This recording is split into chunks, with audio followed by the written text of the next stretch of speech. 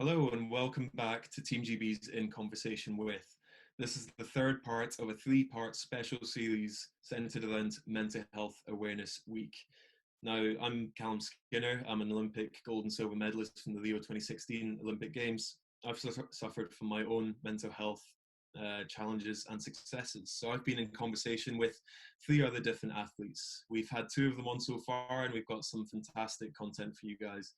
Today's guest is Samantha Murray, a pentathlete, two-time Olympian, and silver medalist from London 2012. Now, Samantha talks a lot about her struggles regarding identity, isolation, and retirement. But as with all of these stories, a real positive message at the end. So here it is. So today, I'm delighted to be joined by someone who seems to be dealing with lockdown a hell of a lot better than me, Samantha Murray. Welcome, you're a 2012 Olympic silver medalist, multi-world championship medalist, a modern pentathlete, so welcome. Hey Callum, it's good to see you again. What are you finding so hard about lockdown? Well, I don't know if I've talked about this that much, but I had a bike crash. Which was bad to start with. I ended up in A&E and they gave me a full CT scan, and they found what's called ground glass in my lungs. And what was meant to be a couple of stitches in my knee turned into them saying, "You've basically had COVID." So we had to do the full isolation for 2 weeks. They handed us a face mask and got us out of A&E pretty quickly. But it gave me like a real insight as to what it's like for people that have to go for the full isolation. We had people bringing us their shopping and things like that. But luckily that's over now. Didn't have any symptoms. If I was ill, I'm on the mend now, and back at it. How are you experiencing lockdown? Well, I haven't been to A&E, so I think I'm doing pretty well. But it was weird because when lockdown started, I went into the garden and started doing some weeding that really needed to be done and that hadn't been done for about 2 years. I was like, this is really productive. And then I thought to myself, kind of lockdown life, it's so similar to athlete life because as an athlete, you're kind of, you are pretty isolated. You wake up, you eat your breakfast, you go train, then you do some more training, you're in the training center, then you go home, have your dinner, you go to bed, and you do the same again. So in heavy training cycles, when you're not traveling to competitions or training camps, that sort of thing, I think a part of athlete life can be really like this sort of self-isolation period. And I know I was advised to live by myself, and that was from like the age of 20, so that I would avoid living with other people, other students, and put myself at risk to viruses, and also make sure I got a good night's sleep every night. So I think athletes are quite resilient in this moment of time. That's what I thought until chatting to you, because we've kind of lived a very restricted and limited lifestyle for long periods of time. No, for sure. And we're definitely going to touch on that later, because my experience within the elite system, I was taken on to the team at 17 years old and basically hadn't experienced anything else. But it sounds like you've got some fantastic stories about balancing studying as well as working in a nightclub to make ends meet. So we'll touch on that a little bit later on. But what I'd like to do is kind of cast it probably close enough to that time actually with the pre-London 2012 mindset. Obviously you had an incredibly successful Olympic Games, and when we were doing a chat for this beforehand, you kind of said that you kind of really enjoyed that underdog mentality. Mm-hmm. Was that result at 2012 really as big a shock as you kind of alluded to me? I think the amount of like delusional optimism that you need to be a successful Olympic athlete is ridiculous. And I'm one of those people who is so delusionally optimistic about life. And I had that mindset about the Olympic Games. So regardless, I was young, 22, a student at uni, underdog, had a really poor world ranking, that kind of thing. I honestly didn't care. I was like, I'm going to win a medal. This is a home Olympics. My mum has travelled to this one, and my brothers are there, and I have two younger brothers, so I'm a big sister, and I was just so determined to make it happen. So it was a bit of, I don't know, naivety, or that amazing period of an athlete's life where you just can go to a competition and not expect anything, and you have kind of hopes and expectations that you put on yourself, which is really good, but then it's not like you have the weight of the world on your shoulders from representing your sport or meeting sponsors' wants or needs, that sort of thing. So I was in just this amazing, in my mind, I was in an amazing position to just go out there and do the best I could, and I was really determined to win a medal. So for me, it was great. I had a great mindset for London. And did that pressure to succeed kind of come from within yourself as opposed to trying to meet people's expectations? I guess that's what you're trying to say. Because we always say that athletes sometimes can be their own harshest critics. You know, we've had it at track sessions before where, you know, a coach might give an athlete a telling off, and then I'll be sitting there thinking, this athlete's tougher on himself than anyone else. He doesn't need that kick up the arse. And then, you know, it goes the other way too, where you have athletes that need that kick. But for you, was it that kind of self-drive, that self-motivation that really kind of put that element of pressure on you? I think I just was really inspired. I mean, I was super lucky that I was in a sport that had a track record of winning Olympic medals. So that was inspirational. And rather than seeing it as pressure, I saw it as, wow. So these women won medals at the past few Olympics following this same training program with this coach. And hey, look, I'm here in the training center with the same coach. Like, why can't I do it? And my environment is perfect. I've got myself in the perfect place that I need to be in order to just like attack my passion, which was being a pentathlete. And then I saw the Olympic Games, like all athletes, as this incredible opportunity. And I really wanted to do it for myself, but I wanted to inspire other people to think about their choices that they make when it comes to exercise, and maybe go a bit wacky and out there and do like a crazy one like pentathlon, right? So I guess pressure, it did start to dawn on me that it was a big thing, because as a sport we had a target, and that was simple: win an Olympic medal. And in the Olympic year, I kind of went from strength to strength. So I won World Cups, then I won a Europeans, then I medaled at World Champs, and it was awesome, awesome, awesome. And then my PD and coach were like, okay, you're doing so good, just keep going, because you know all of our jobs and the security of this sport for another 4 years rides basically on you winning an Olympic medal. So no pressure, but just do the same as you've always done all year. You know, just keep going. It's great, but this one's really important, so don't mess it up. And this conversation happened when we were going out to the Pyrenees for some altitude training about 8 weeks out from the games, and we were going to stay there until 2 weeks before I competed. And I said, look, could my mum come out and visit me? Because living in this mountain village called Font-Romeu gets a bit dull.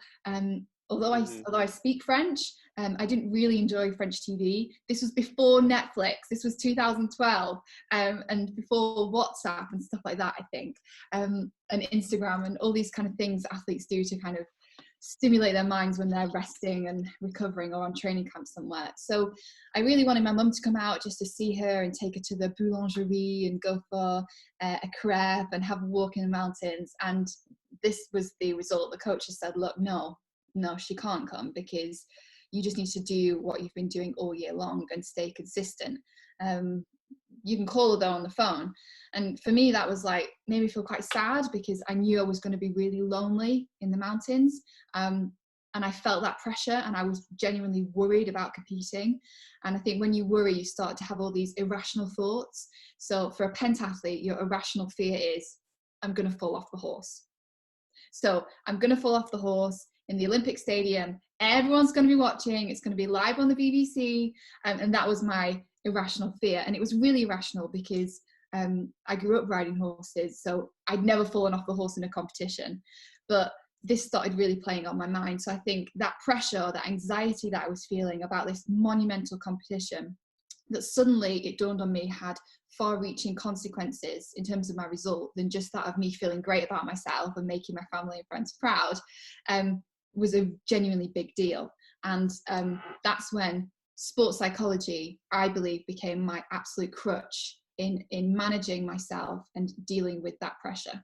We're wired to be pretty paranoid and to think, ooh, and we have a psychological immune system that if it's provoked, if it's like poked at, we'll go, oh no. So you know when someone's really mean to you and they'll go after something really obvious, like they'll say, you've put on so much weight since you stopped cycling, Callum, something really mean. You haven't, but just, then You're you'd not the go, first to notice. You're not the first to notice. oh, have I? And then it would Yeah. make you, it would really cause a reaction. You'd get really flustered about it. That response is normal. So the best way to deal with that is to have no reaction and to be like anti-fragile and to not respond. But for an athlete, when you have that sort of paranoia or that kind of doubt, like, is this going to happen? I don't feel too confident in myself. Your reaction then as an athlete and as a human is to, well, I've got to go back tomorrow and just try 10 times harder. And I've got to just train over and over and over and over again. And I've got to make sure I give this 110%. So I think that's more that part of an athlete mindset, that a bit like a painting is never ever finished. So for an athlete, you can get to competition day and you kind of have to accept that you're in the shape that you're in and you can't move the date of the competition, right? So you can just do everything in your power in that time scale to get yourself as ready as possible. But in the back of your mind, you'll always know that you could have done a little bit more somewhere. You've landed on a kind of very well-established kind of stable kind of rationalization of these paranoias now. But then say back in 2012, before you started engaging with sports psychology, how did those kind of fears enact themselves? Because it's quite hard to keep that within. Did it come out with kind of nerves or performing badly, or what prompted that first step towards sports psychology? So I guess it would be I went to the University of Bath, so I was in the right place to train for modern pentathlon at the sports training village. And in my first year as a fresher, that's when I worked in the nightclub, as you referenced at the start. I had a part-time job and I just worked two nights a week. And my rationalization was, okay, I'll either be in the nightclub partying or I could work there. And I was the cloakroom girl on a Monday and a Friday. And then I could, like, if I wanted to, I could stop at 11 and I could go and have some fun, or I could go home. And that was great. I wasn't a funded athlete at that time. I was kind of like a fun-loving pentathlete. It was a hobby for me. I'd taken it really seriously from the age of 13, and then to get the A-levels I needed to get into the University of Bath, I'd had a bit of a break from the sport. So I came into it and I started training with the national team, and I was most definitely behind. The one I struggled with was shooting. Now, shooting is super simple.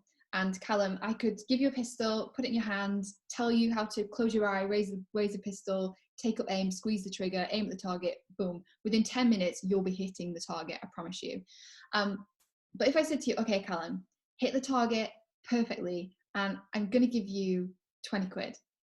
You might rise to the challenge, you might think, oh yeah, this is easy. Or you might think, oh gosh, and you might question yourself. So having a process built to shoot well, regardless of whether it was Monday morning training or final at World Champs, is really, really important for shooters. And I didn't really have that. I'd missed a bit of learning development with my time out of the sport. So that's where, because I found that I was doing really well at all the different events of the pen, and then I'd get to the laser run where you like run and shoot. I'd run super quick, then I'd get to the target and I'd miss. And it was demoralizing because people would like overtake me and go past me. And then I'd run, try to catch them up, same problem. And this held me back from achieving the performances I needed to become a funded athlete or maybe an international competitor. So in 2010, I started working with a psychologist through the English Institute of Sport called Deirdre Angela, and she was amazing. She really actually changed my life. And that's where I think as Team GB athletes, we're really lucky that we have access to these nutritionists, physiologists, psychologists, because we learn things that we wouldn't learn if we'd graduated and started working a job, or we definitely didn't learn at school. And it's really helped me not just in sports but in everyday life. Now with Deirdre, we tapped into this concept that everyone knows about now called mindfulness. And at the time we didn't call it mindfulness. She just said it's breathing. It's called taking a deep diaphragmatic breath, where you don't just breathe into your chest, as I had a tendency to do when I was stressed, felt anxious or was panicking, but breathe really deeply so that I got the most out of the oxygen. Now, when I had awareness of my breath and I knew to actually think about it, I realized that when I was running and swimming, I was doing this deep breathing thing, I was taking these huge gulps of air and it was going all around my body, CO2 coming out. It was super cool. But then when I started shooting, because I was flapping and panicking and getting a bit, I was like, so of course my brain couldn't function under that pressure. And I flapped and I failed. And when we fail, we beat ourselves up, we feel bad about ourselves, and then you get that anxiety, oh, it's going to go wrong again. And I was in this spiral of negativity and it was going like really far down. Thankfully, I sought help and it was amazing. So I've got something to show you, and it's a little bit, Oh, right. it's a little bit kind I of hope all our guests dinosaur. bring thoughts. Yeah. Right?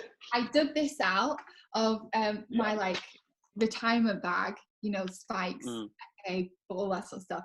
This is called an EM wave. Okay. Okay. Basically, all you do, and like apps can do this now, but back in 2010, 2011, 2012, it wasn't about. You peg it onto your ear lobe, you switch it on, and you get this light is following like your breath, and when you breathe in and out, and this is your pulse from your earlobe. And basically, you want to try and achieve a green light at the top of here. This shows that you're taking deep breaths. Now at the top there, it's flashing red for me, so that means that I'm not in sync. Now, obviously, I'm super nervous speaking to you, so expect me to be a bit like, whew, right now. But eventually, if I focus on my breathing, you'll see it's turning blue, so I'm getting more comfortable, I'm getting more in sync, and eventually it will go green. So I started to do this, which was just guided breathing, which you can do on apps, you can do it without an app.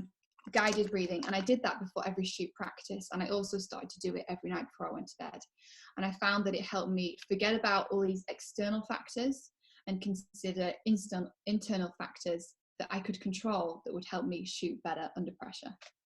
So when that kind of success came along at London, and it was unexpected, you know, a lot of athletes talk about that kind of Olympic blues. And from my point of view anyway, I can talk about the absolute euphoria of having a successful competition, and especially if it's an Olympic competition.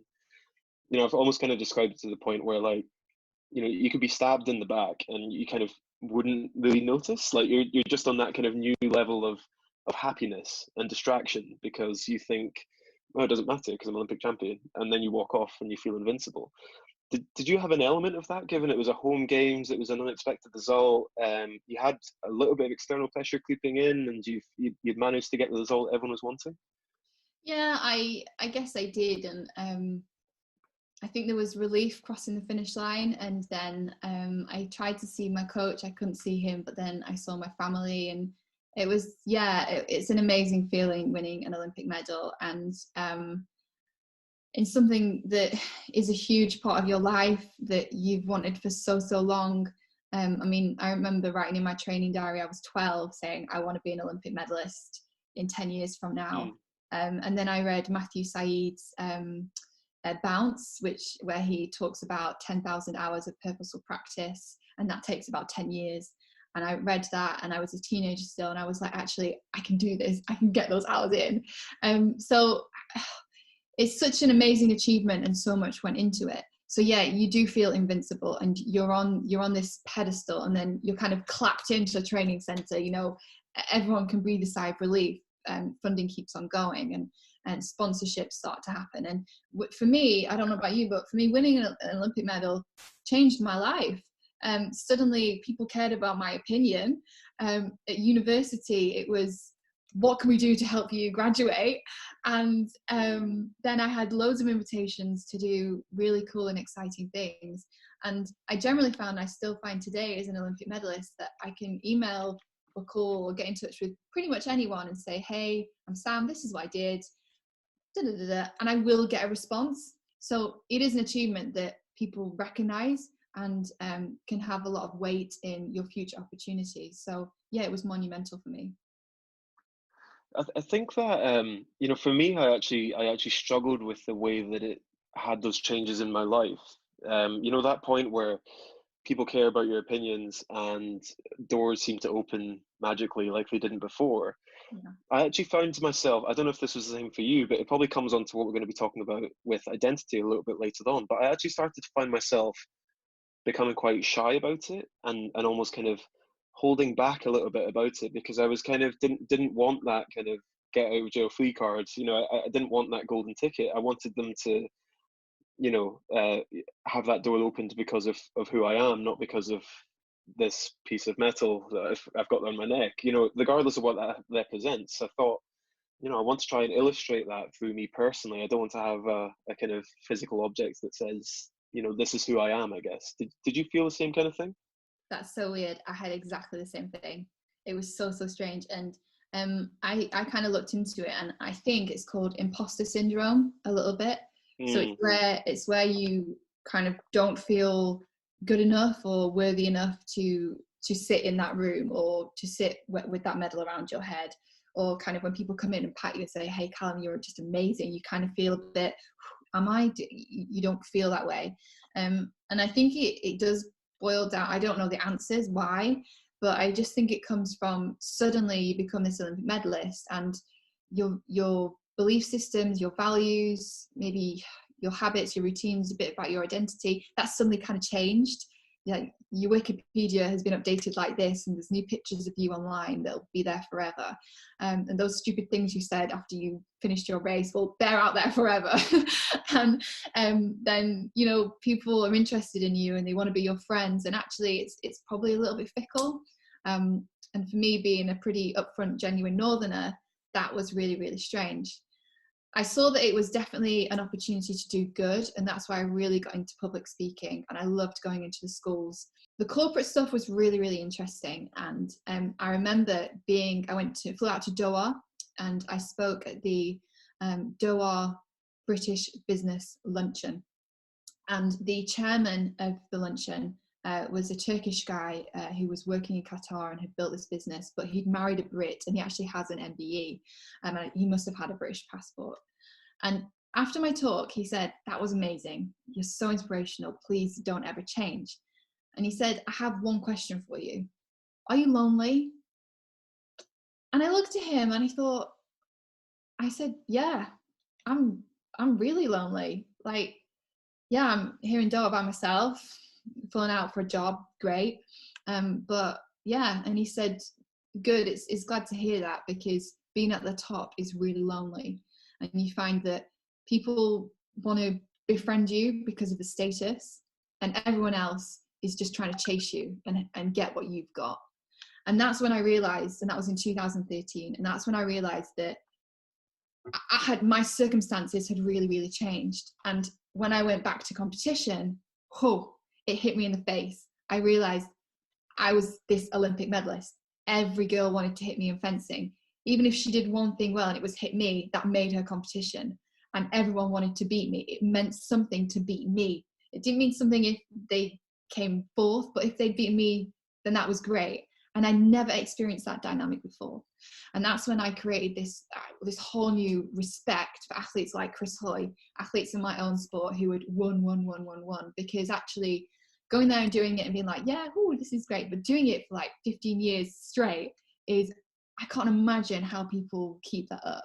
I'd like to talk about the Rio Olympics, which was obviously a very different Olympics for you compared to London. So we went into London with this underdog mentality, and you go into Rio and you've got guys and dinners in Doha asking you if you're lonely. You're starting to struggle with that identity issue a little bit. And also the pressure must have just been absolutely humongous off the back of, a medal winning result at home games. People expect you to back that up. Yeah, it was totally different set of circumstances. And so it was like after London that I started medaling more. And then I was going into Rio as kind of world European champion, that sort of thing. And I had a load of sponsors, and I was at the face of my sport, that kind of thing. I think really, in a genuine reflection, I just wasn't in the place I needed to be for Rio mentally to perform well. Physically, that was never an issue for me. And I think there was a question of, I'd always pinned my hopes on London, and then I'd done it, and then I kept going to Rio because it was there. Like, why would I not? And I don't regret going, but sometimes I think Sam, you probably should have kept a few plates spinning as you went into Rio, because for London, I was a student at university. I was involved with different stuff. I had this more flexible mindset and a bit more of a flexible environment that I'd created for myself and that I managed. Whereas for Rio, I'd kind of gone like this. I was just a full-time athlete. I did stuff for my sponsors. I did bits of public speaking. And then I think because the coaches all knew, okay, she's the one who's going to win the medal, they kind of closed in on me and were like, no, you can't go there and do that. And then I remember once we had a meeting because I was going to yoga outside of training, and they were like, okay, why are you going to yoga? You know, what are you doing at yoga? But, you know, and I was like, look, I'm not that flexible. I'm not doing back bends and the splits here. I'm going because it's just a nice thing to do. I grab coffee after with some friends. But for them, it was like, why? You know, it's not in the training program and it's physical. And we have this, everyone, all the physiologists would say, like, when you're not training and you're at home, if you stood up, you should ask yourself, could you be sitting? And if you're sitting, ask yourself, could you be lying down? So, and it just wasn't like that pre-London. So being an extrovert and being a people person, and being quite creative, I had not managed myself and my life very well leading into Rio. And ultimately that was going to expose itself under the highest pressure in that competition. Now, considering that I finished 7th, I mean, the people who knew me and who were in the team, they were like, how did she do that? Whoa. Because I did pretty well. I just flopped when it came to the fencing, and all the other things were really, really good. And it was crushing for the sport, because the first day we fenced and then the next day we did everything else. And everyone was like, that second day was a medal winning performance. But the day before, it was like a different person was in the room. And you can't change the past as much as you want to. And you beat yourself up about stuff that you've done. And you think, oh, you cannot change it. You just have to learn from it. Honestly, for me, I think it was really different. And I think going to a second Olympics, it was that, like, my choices, and you said the word sacrifices earlier, like everything I did for London, it was not a sacrifice. It was total pleasure. Actually, it was an honor. For Rio, everything felt like a sacrifice. And and so that's probably where my struggle came from. And I felt that I felt paranoid that I wasn't, I hadn't left uni and then gone and chased job opportunities in London like most of my peers. I felt worried about what I was going to do 10 years after retirement, and I had stuff like that I was fretting about. And to be honest, I didn't really find a lot of reassurance, because my coaches were obviously a lot older than me and were like, no, you'll be fine, you'll do really well. And then everyone else was like, Sam, focus, come on, bring it back, focus, get to bed earlier, please, you're monitoring, you were up till 11 last night, what were you doing? And it was like, oh, so sometimes I felt I had that imposter syndrome, and I was like, maybe I shouldn't be this poster girl Olympic athlete, like maybe I'm not meant to be here, and actually it was just a big mistake, and it was all a fluke. And that's where I experienced that kind of bit of that Chris Hoy sort of like paranoia. And I definitely overtrained going into Rio. And I remember sitting on the plane and my coach being like, you know, you can do this. You know, you can do this. You can go and win there. You can go and beat all those girls. But deep down, I don't know, I wasn't there. Whereas London, I had way less skill, experience, but I didn't care. And that's the difference. So it's a difference of mindset, and it's so ironic. What advice do you think you would give to yourself, given you could do it all over again, from that 2012 to that 2016 phase? Is it an element of balance? Is it an element of, you know, still go and work at the nightclub 2 nights a week just to get that in there, and, you know, chase the odd opportunity? Because we joked about it on the phone, because having that to chase an Olympic event and balance it with work, to me, is actually something that's quite unusual, because from the ages of 17 to when I retired at 27, we were on funding, we were in Manchester, and it was seen as a sole focus. You were an athlete and your job is to perform at the Olympic Games. Yeah, if I could go like this and rewind and go back in time, I would grab me and I would go, hey, Sam, like, where's your support network? remember you kept in touch with friends way better 4 years ago, and have you gone up and seen your mum? I know it's a 4-hour drive, but have you trekked up north and done that M6 journey? I know it's horrific, but go and do it, because that nourishes you. Like, start self-love, self-appreciation. And I realize now that, like, your self-worth and knowing to really embrace yourself and kind of embrace negative emotions that you experience, just take yourself on. That's so important to making that first step towards change or positive habits, or staying mentally strong. And I guess I'd just probably, my self-talk had changed, and what you say you become. I really believe that. And I'd just become a bit too negative and a bit too hard on myself too much of the time, and taking things way too seriously. And I just needed me to shake me and say, hey, get real. Like, you're not that important. Just have a bit more fun and relax, and be a bit more positive, and think about all the things you could be grateful for. But of course, it's so hard to give yourself that advice in the moment. And I think being part of this mental health talk, hopefully this can reach someone, because when you're in that moment of this personal spiral, whatever it is, and it might not be that bad, it might be you're really down right now, but the hardest thing is to grab yourself and just go, no, I need to change. And unfortunately, that can only come from the individual. So that's why, although Rio finishing 7th had awful consequences that made me really sad, now in May 2020, I'm pretty grateful for it, because that kicked me to learn and to make changes that I needed to make for myself. Yeah, and you raised two really valuable points that, we talk a lot about mental health, but I think what's going to become increasingly prevalent in society is about kind of mental well-being as well. Just because you're not diagnosed with a label doesn't mean that you don't have to look after yourself. We do so much to look after our physical health, but having that self-awareness and that time to stop and reflect and see where you are at a certain point can be so powerful.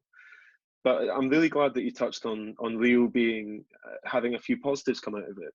I want to share a bit of advice that my sports psychologist, who ended up being psychiatrist, Steve Peters, said to me.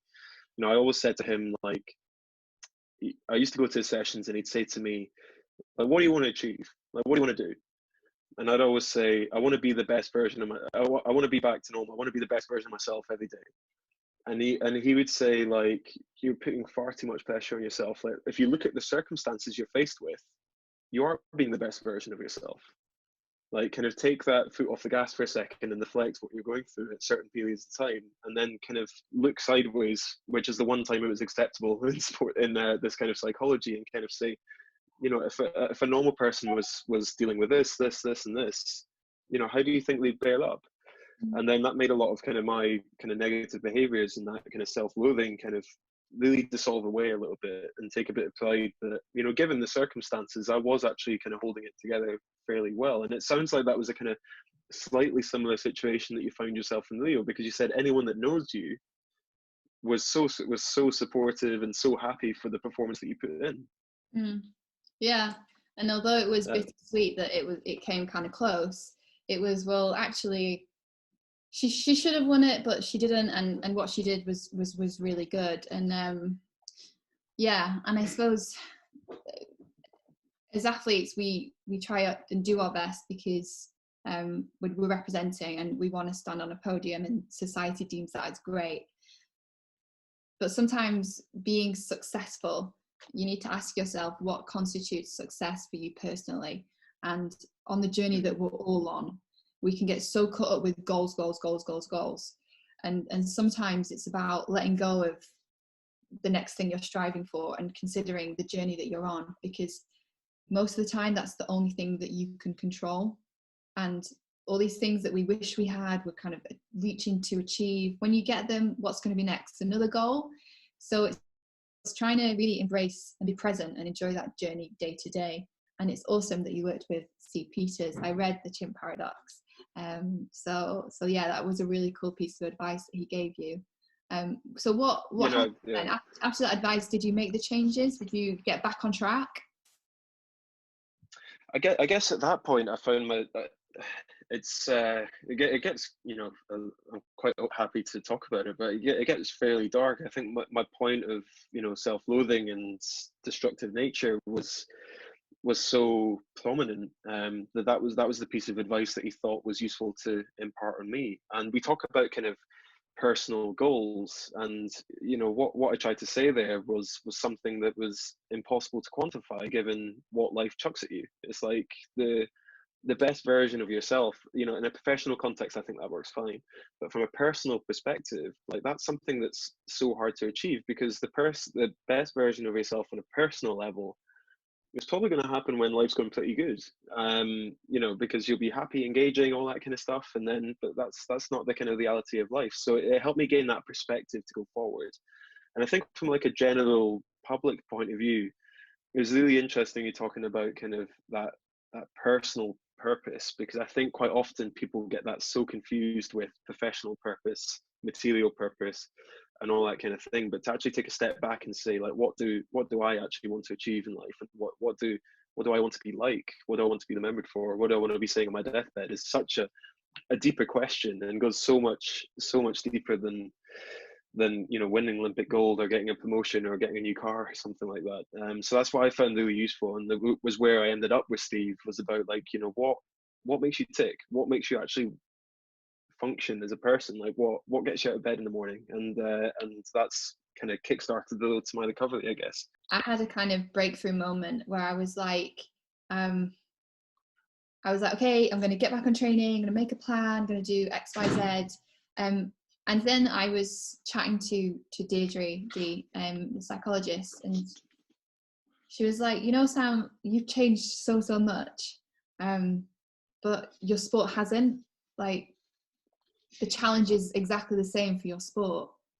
And I thought about that. I was like, what does she mean? And then I went into a session, I was mulling it over in my mind. I was like, that's the thing with being an athlete in like one sport. In gymnastics, you could do different disciplines, but when you're kind of a cyclist or a modern pentathlete, the competitors come and go, they change a bit, but actually when it's take, marks, go, that process is exactly the same. And so the challenge of getting you fit and ready to sit on the bike and deliver, or me getting ready to perform, that was always going to be the same. And I think I realized that actually that really served me once, getting ready to do that, and it was great to immerse myself in it, but I didn't really want to keep on doing it over and over and over again. And I needed to find new ways to really serve my adjusted set of values, and beliefs, and I suppose desires for what I wanted to achieve in the future. Yeah, no, exactly. And I think that's the most powerful bit. It's not an easy question to answer, like, what makes me me. It goes so much deeper than some of the superficial stuff we were talking about. But I want to kind of slowly start to wrap up and kind of, I guess, end on a bit of a positive, because after that Rio experience, you were pretty seriously considering retirement, but you didn't stop. You chose to go out on a high, and you did it on your own terms, I guess. Yeah, I did. I really did. We had a massive break after Rio, and our sport structure changed quite a lot. That was difficult. We lost some funding at grassroots, and that really upset me. But I got to New Year's Eve of 2016, and I just realised that actually I was with my parents at the local pub, and I was like, why am I here? There was cool stuff I could have been doing, a bit cooler than this. And I realised I just got in a bit of a pattern of negativity, and I just said no a bit too much to things. And it's so easy to be in a bad mood and carry on being in a bad mood for a bit longer. It's quite hard to snap out of it. And I think that's a little bit of what I'd gone through. And I just thought, you know what, tomorrow's a new year, and I'm going to make a new start. And if I'm going to finish this sport, then I'm going to finish on great terms, and doing it justice. And actually, I'm going to start thinking about what else I'm going to do while I'm here. And that's what I did. So, Tokyo was too far for me to stay in that process, and I knew I needed to break away. But yeah, British Championship was awesome. I really enjoyed it. and I felt that I was in a much better place, as was the sport, which was great too. And I'd had time to consider, okay, what do my next goals look like, and maybe what have I learned I'm going to take with me now. So I guess like kind of final question before we actually wrap up is, you know, where are you sitting now, and you know, what are the kind of take homes from this incredible journey that you've had? Take home is, honestly, never understand the power of self-talk and self-repetition, and what you tell yourself, what you put into practice purposefully, it can genuinely materialize into something amazing. So I still want to reinforce self-belief, passion, and going after what you want to achieve wholeheartedly. And it's amazing to have been a part of Team GB, because the support that I received in a funded sport in the UK just made that possible. So I suppose keep on believing yourself, and never doubt the power of positivity. And if you feel an ounce of negativity, that's okay, but just try and help yourself get back onto that positive outlook, because it will make a huge difference. And then what am I doing now? Well, I retired and was like, I'm never going to be a coach. I'm never going to coach. And ironically, I'm coaching, not in a sports sense, but in a business sense. So now I'm with Leading Edge as a team coach, and I meet their clients and I deliver talks on highly effective teams, leadership, being your best self, pressure management, all sorts of stuff. And then I do this with various different platforms as well. I also do it through Vitality, the health insurance company, and I meet their clients. I deliver talks about actually the importance of self-care and our health, mental, physical, or well-being, and how that can really make us more productive in the workplace and happier and healthier people for our lives. So I'm kind of people coaching. Some people call it human performance, and I absolutely love it. And I'm having a really, really good time. No, that's fantastic. And I think, you know, the last time we met, you were working for the British Athletes Commission and going around and making sure all the athletes were happy with everything that's going on. And I think through this whole interview, something that stood out is how passionate you are about giving something back. So, you know, personally, I'm so happy that you're doing what you love and you're fulfilling that passion as well. Thanks to Samantha Murray for starring in our final episode of Team GB's In Conversation with, a special 3-part series surrounding Mental Health Awareness Week. Now, the conversation, of course, can continue online. You can follow the Team GB channels on Twitter, Instagram, Facebook, and YouTube. Now, I think some of the key themes that have come out of that should really have a lot of resonance. A lot of themes regarding isolation, dealing with depression, dealing with grief, dealing with lows, but also how to deal with the highs and celebrating those highs too. So for me, it's actually been quite cathartic, but it's been a really good journey to speak to all these athletes and find the common themes between us both. So thank you very much for joining.